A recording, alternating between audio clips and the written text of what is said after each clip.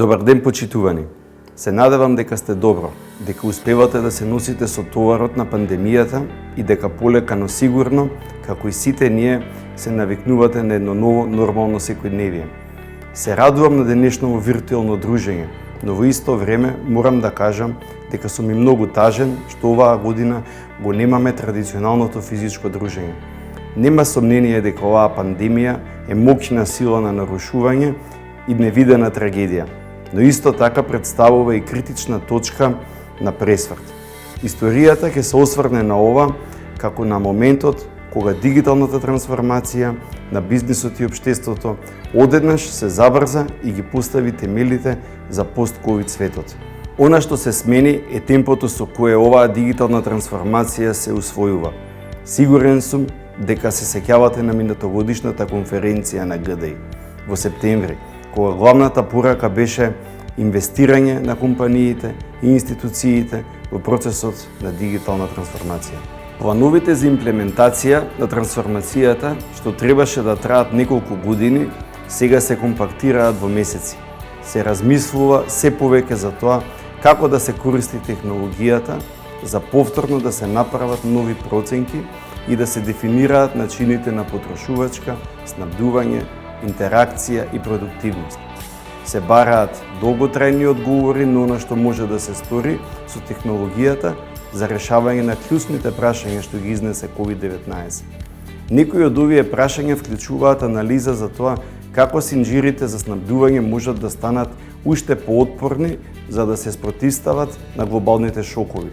Кој обем на работа треба да се премести во јавниот облак?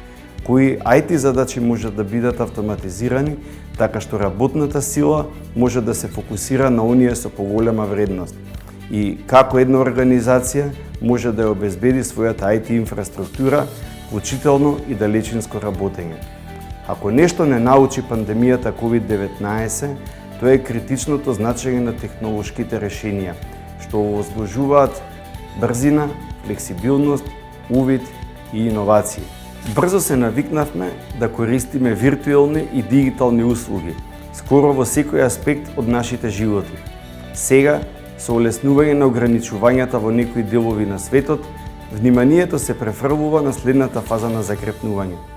Организациите, и ние, и вие, треба да се погрижат да бидат во најдобра можна позиција за да успеат во новата реалност и тие треба да изградат дигитална еластичност доколку се соочиме со втор бран или нова и поинаква глобална закана.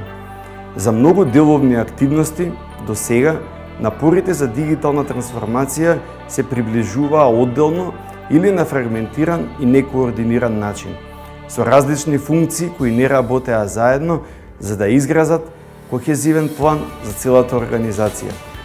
Со цел да се создаде ефикасен, ефективен и одржлив бизнис, што може да ги надмине идните бури, дигиталните планови треба да ги обединат сите аспекти и да се усогласат околу клиентот. Потребно е време, енергија и визија да се разгледаат екосистемите низ предпријатието, но токму таа поширока перспектива нуди големи, трајни подобрувања. Ние во ГДИ веруваме дека деловните субјекти прифаќаат начин на размислување кој се фокусира на вредност на клиентот, кои ќе бидат подобри и напредуваат додека се движиме кон новата реалност. Во суштина, секоја промена во технологијата и процесот треба да биде од клиент-центричен дух и влијание, така што податоците и согледувањата течат слободно, управувајќи со информирано донесување одлуки, поттикнувајќи нови нивоа на соработка. Изреката полека но сигурно не одговара повеќе со оглед на динамиката на пандемијата. Спротивно на тоа, претходните бранови на дигитална трансформација вклучија повеќе можности за експериментирање, изградени околу скалабилни, но внимателно испланирани пилот проекти. На некој начин, сегашниот бран на дигитална трансформација наликува на тоа како лекарите реагираат на акутни медицински состојби. Брзи и драматични интервенции, дизајнирани да го стабилизираат пациентот и да ја намалат непосредната сериозност на состојбата. Интервенцијата често пати не е соодветна на долг рок, но е апсолутно неопходна за да му се даде одмор на пациентот и премин кон повеќе долгорочни решенија.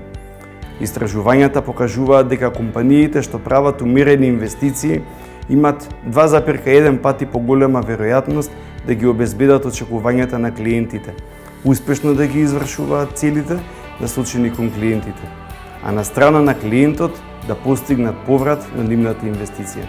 Користењето на решенијата што ги нудиме како компанија и нашите дијагностички алатки за прегледување обезбедуваат силна основа за дигитално овозможени, применливи и одржливи планови за обновување. Патот до новата реалност има многу пресврти, а може би дури и неколку дупки, но уверен сум дека организациите што ја забрзуваат својата дигитална трансформација ќе продолжат да ги придобиваат своите клиенти. За време на COVID-19, подпирањето кон дигиталните решенија никогаш не било поголемо и не можам да забележам дека ова се намалува кога ќе заврши епидемијата. Во служењето на неколку наши клиенти, јасно е дека тие имаат намера да ги искористат дигиталните канали за да ги надополнат и дополнително да ги зајакнат своите работни процеси. Сепак, функционалната трансформација честопати се прави на исклучен начин, без да се размислува за работните процеси во предпријатието. Нашето истражување покажа дека овој недостаток на координација резултира со непотребни трошоци, фрагментација на податоците и ја остава очекуваната вредност на дигиталните инвестиции подреализирана. Кои се следните чекори? Пронаоѓаме два многу различни ставови меѓу компаниите кои се прилагодуваат на моменталното акутно нарушување. Оние што го користат ова време за да го испланираат своето место во следното нормално и оние што газат вода чекајќи светот да се врати на она што беше. Очекуваме дека компаниите кои излегуваат посилни од кризата се оние кои иновираат преку неа, користејќи моменталната криза како можност за дигитална трансформација на нивната компанија. За среќа се чини дека има повеќе водачи во првата категорија отколку втората. Исто така, нашите неодамнешни интервјуа со високи раководители сугерираат дека компаниите кои ќе бидат негативно најпогодени од COVID-19 ќе бидат оние кои едноставно ќе се обидат да ја надминат бурата и да се вратат на старите воспоставени деловни модели. Спротивно на тоа, компаниите и поединците кои најверојатно ќе излезат посилни од оваа криза, бараат да ги развијат дигиталните способности потребни за да напредуваат. Континуирано учење. Многу компании развиваат веб-обуки и други средства за едукација на вработените.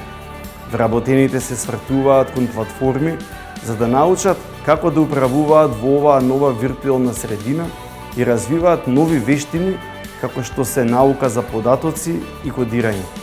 Понатаму, навлегувајќи во нови предизвици и околности, многу вработени учат на работното место. Всушност, трите најважни аспекти на дигиталното лидерство што ги идентификувавме се да имаат трансформативна визија, да гледаат напред и да бидат ориентирани кон промените, тоест да имаат визија, да бидат агилни и да бидат иновативни. Во продолжение би сакал да ги најавам прилозите за решенијата што дел од клиентите на ГДИ ги имаат имплементирано во институциите соодветно. Клиенти кои долги години инвестираат во дигиталната трансформација. На сите вас да ви посакам интересна, забавна и пред се корисна конференција. Се надевам на скоро видување, на стариот и препознатлив начин на дружење со ГДИ Скопје. Бидете одговорни.